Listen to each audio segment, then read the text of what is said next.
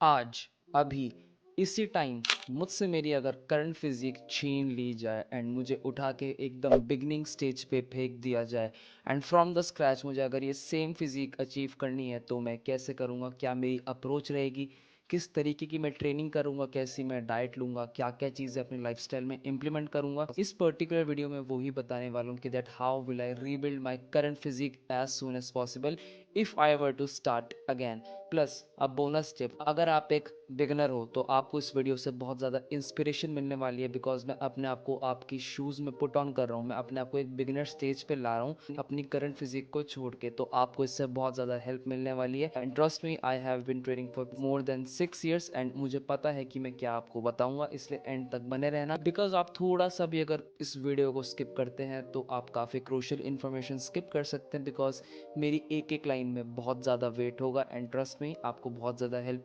मिलने वाली है। So without any further delay, let's get started.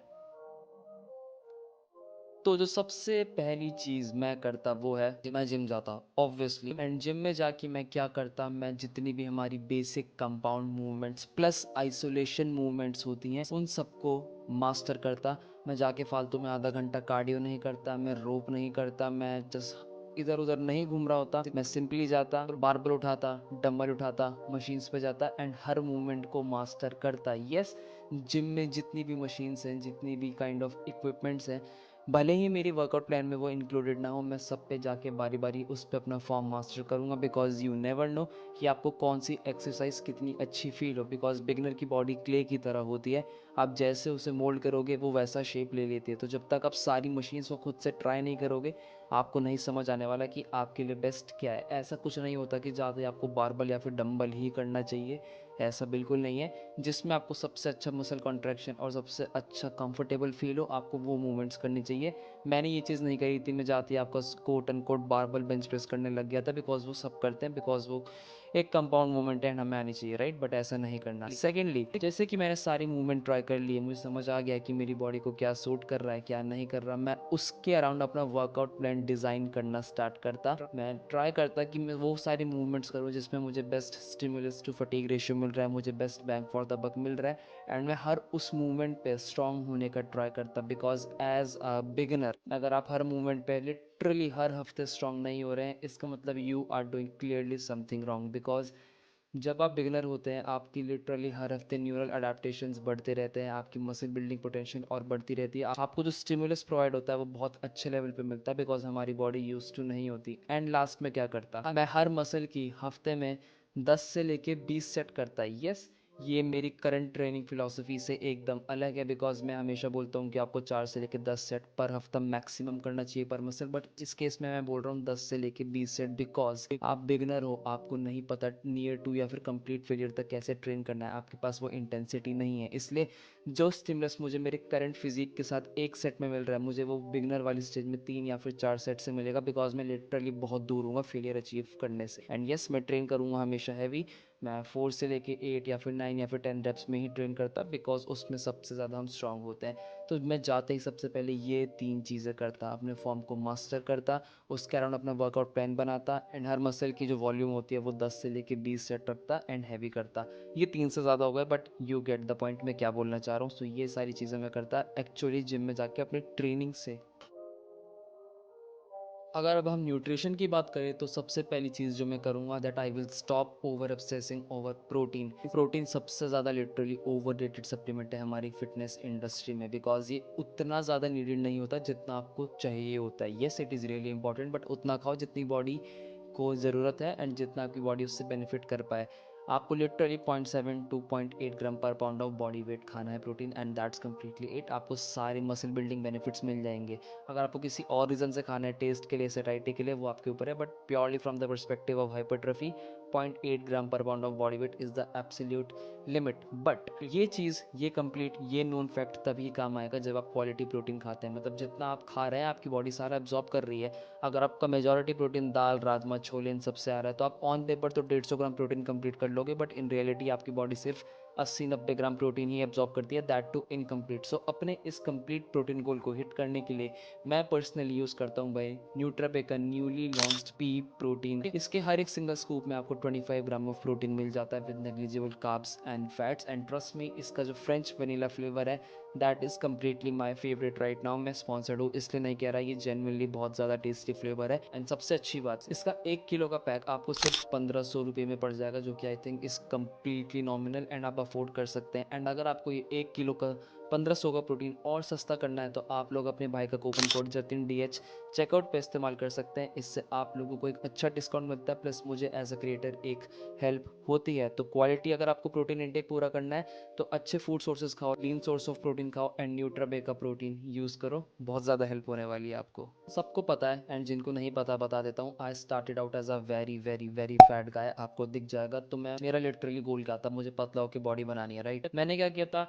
जो कि हमारा पॉपुलर बिलीफ होता है, बस 100 से लेकर 200 या फिर 250 कैलोरी का डेफिसिट खाना है तभी आपका फैट लॉस होगा, जिससे आपका quote and quote muscle loss ना हो एंड आपकी स्ट्रेंथ प्रिजर्व रहे।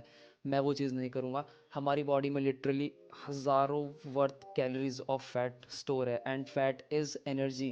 तो आप लंबा डेफिसिट, बड़ा डेफिसिट करेंगे तो उससे आपको एक अच्छा और रैपिड रिजल्ट ही मिलेगा, आपकी मसल लॉस नहीं होने वाली, बिकॉज मसल तो है ही नहीं हमारे पास फ्रॉम द स्टार्टिंग। तो मैं स्टार्टिंग में ही 500 से लेकर 700, इवन 800 या 900 कैलोरी डेफिसिट भी मैं कर लेता एक बारी में, because muscle as I told you है ही नहीं लूज़ करने के लिए। And on top of that muscle loss होता भी नहीं है अगर आपकी ट्रेनिंग ऑन पॉइंट होती है, बिकॉज हमारी बॉडी में इतना सारा जो हमारा पेट निकला है वो भाई एनर्जी तो है।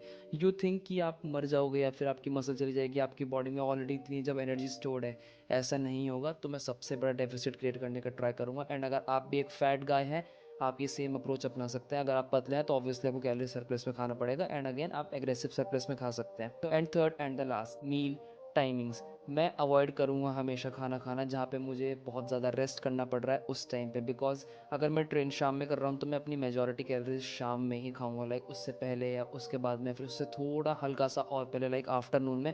ऐसा नहीं है मैं अपनी मेजॉरिटी कैलोरीज सुबह ही खा लूँगा 1500 या 2000, जो मैं पहले करता था, बिकॉज मुझे लगता था सुबह हमारा मेटाबॉलिज्म बूस्ट होता है, सबसे इंपॉर्टेंट मील होती है ब्रेकफास्ट हमारे पूरे दिन की। तो ऐसा आपको नहीं करना। मील टाइमिंग्स मैटर्स अ लॉट। आप जिस टाइम पे मील लेते हैं उसका डायरेक्ट इफेक्ट होता है कि आप कैसा परफॉर्म करने वाले हैं जिम में एंड अपने रेगुलर ऑनगोइंग डे में। तो ये 3 चीज़ें मैं न्यूट्रिशन में हमेशा ध्यान रखता हूँ एंड अभी भी रखूँगा। एंड अगर मैं बिगनर होता, जो कि मैं हूँ इस टाइम पे, उस टाइम में ये 3 चीज़ें ज़रूर याद रखता।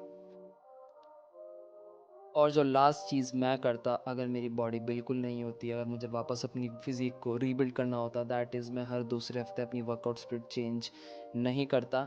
जो मैंने आपको पहले पॉइंट में प्रिंसिपल बताया था, अपनी मूवमेंट के अराउंड एक वर्कआउट स्प्लिट फॉलो करनी है, उसको ही फॉलो करता रहता लंबे टाइम तक, क्योंकि आपको प्रोग्रेस हर हफ्ते मिलती है। अगर आप लिटरली हर दूसरे हफ्ते, हर एक महीने में अपनी वर्कआउट स्प्लिट चेंज करेंगे तो रिजल्ट नहीं मिलने वाले। यस, स्टार्टिंग में मैंने ऐसे किया था, मैं हर हफ्ते हर दिन जाके इतनी सारी मूवमेंट्स करता था, अपनी वर्कआउट्स इतने ज़्यादा चेंज करता था कि मेरी बॉडी को एक पर्टिकुलर मूवमेंट पे अडेप्ट करने का टाइम ही नहीं मिलता था। अगर आप एक सिंगल मूवमेंट में लंबे टाइम तक अपने वर्कआउट को ट्रैक करके प्रोग्रेस नहीं करोगे तो आपको कैसे पता चलेगा कि आप प्रोग्रेसिव ओवरलोड अप्लाई कर रहे हैं। बिकॉज जब आप नई स्प्लिट अप्लाई करते हैं, न्यू वर्कआउट स्प्लिट हर हफ्ते लाते रहते हैं, तो इससे क्या होता है, डिफरेंट मूवमेंट चेंज होती रहती हैं एंड न्यूरल अडेप्टेशन के चक्कर में आप उस पर्टिकुलर मूवमेंट में बहुत तेज़ प्रोग्रेस करते हैं। But the thing is that is neural adaptations, आपकी मसल बिल्ड उतनी नहीं होगी एंड होगी भी तो बहुत कम टाइम तक होगी।